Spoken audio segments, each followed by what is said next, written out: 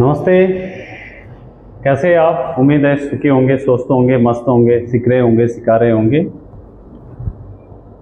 इस ज्ञानवर्धक श्रृंखला की अगली छत 4 men and 1 elephant। Nowadays, specialization is the prime business।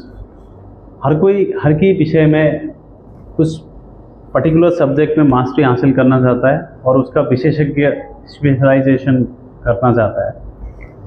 एक गणितज्ञ को अर्थशास्त्र शायद नहीं आता होगा, वास्तु नहीं आता होगा, या एक जो हृदय विशेषज्ञ चिकित्सक है उसको बुखार के बारे में नहीं पता। अगर कोई उसके पास जाए तो बड़ी अनमने भाव से उसके पास जाओ बोल के भगा देगा। तो इसी चक्कर में ऐसा होता है कि वो बोलता है ये मेरा ही प्रमुख है, दूसरा कुछ नहीं है, क्योंकि उसने उतनी ही दुनिया देखी है। तो इसलिए कहा जाता है कि विशेषज्ञ वो है जिसने बहुत कम विषय में ज़्यादा चीज़ें सीखी हो। ये बहुत प्रसिद्ध कहानी है।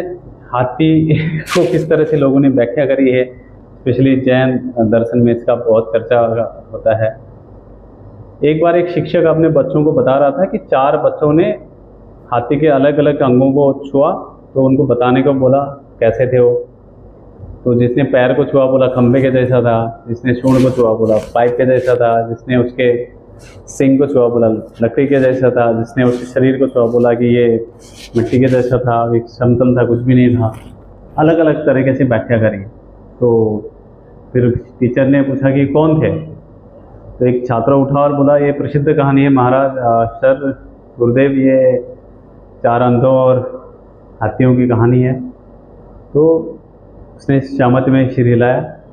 और फिर एक छात्र उठा तो उसने बोला कि ये अंधे हाथी के पास क्यों जाएंगे, कैसे जाएंगे, ये अंधा नहीं था। तो शिक्षक ने बड़ा आउट ऑफ क्यूरियोसिटी जानने के इच्छुक भाव से पूछा कि फिर तो कौन थे। तो छात्र बोलता है कि ये पशु चिकित्सक थे जिसने हाथी के 4 अलग अलग अंगों को अपने अपने हिसाब से व्याख्या करी थी।